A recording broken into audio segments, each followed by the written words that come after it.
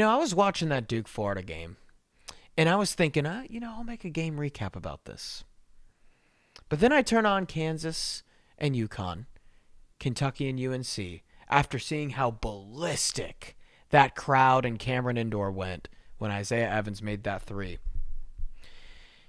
And after watching those three games, I thought to myself, wow, what an entertaining slate of college basketball. Why don't we have more of this? Why don't we have more of these crowds? And then I asked to myself, why do we play all these dumb neutral site games in a random Tuesday in Vegas where the seats are empty because people can't travel, they can't get out of work, a lot of people got class the next morning, Las Vegas is a long ways away from most people. And I thought to myself, this is what kills college basketball. This greatly hurts college basketball. We need to show these fans more. Okay? Because when you start a business, all right, you have to ask yourself, what's unique about my product? What's different about my product that people are going to come to me instead of others? What do I have that separates me from the average, right? From the competition. And I look at the NBA and say, well, the NBA is different because it's the highest level of basketball. You're not going to get more quality basketball than the NBA. Well, what about college basketball?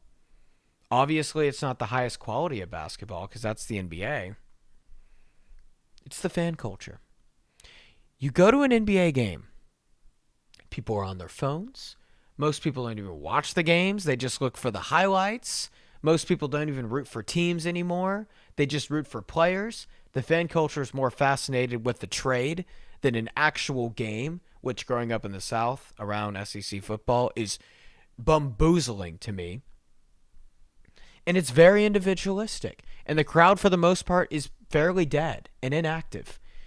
You go to a game at Cameron Indoor. You go to a game at Purdue, at UConn, Indiana, North Carolina.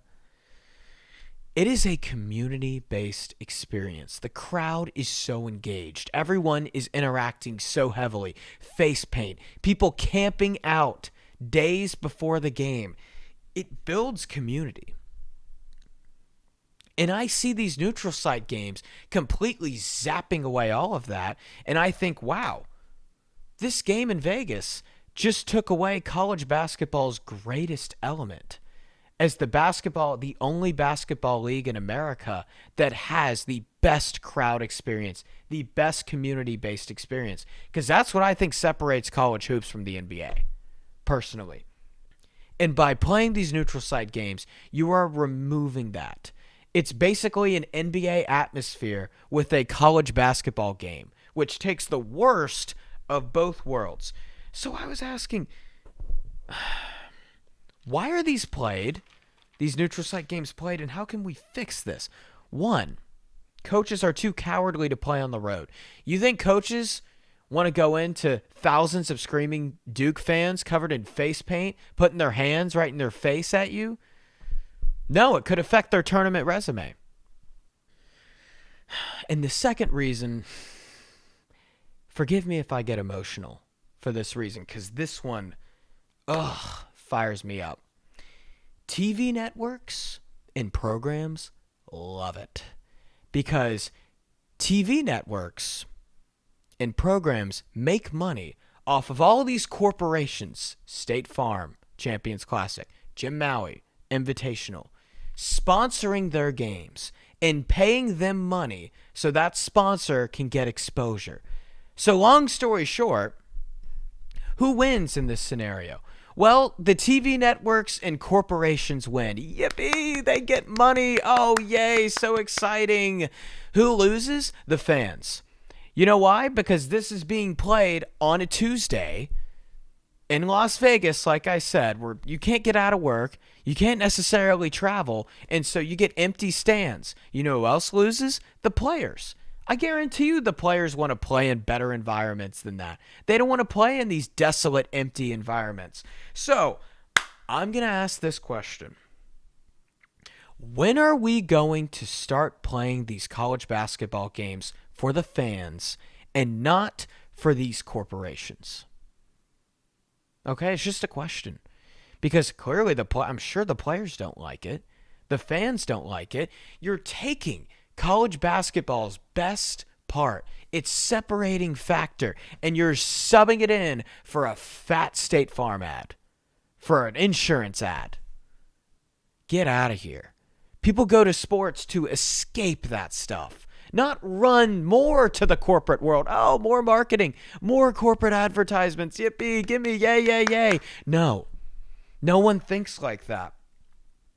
So would you rather watch a desolate game in Las Vegas on a random Tuesday where it's 40% full, or would you rather watch 6,000 screaming fans in Cameron Indoor in your face going crazy? The game feels tribal. It feels like it means more.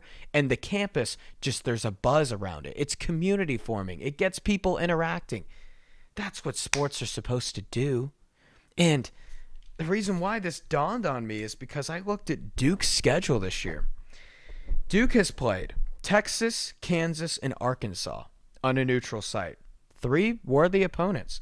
At home, who have they played this year? Up to Florida, Western Carolina, Army, Indiana State, Niagara, and Howard. Really? Really? This is college basketball's biggest issue right now.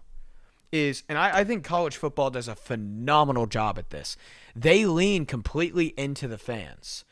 Rarely do you get teams playing more than one neutral site game in their regular season, if ever. I just showed you Duke's schedule. They've played nearly half of their games in neutral site this year. And I'll go ahead and say it. When I'm president and commissioner of college basketball, the only neutral site games that will be played is the Big East Tournament, the Final Four, and the Jim Maui Invitational.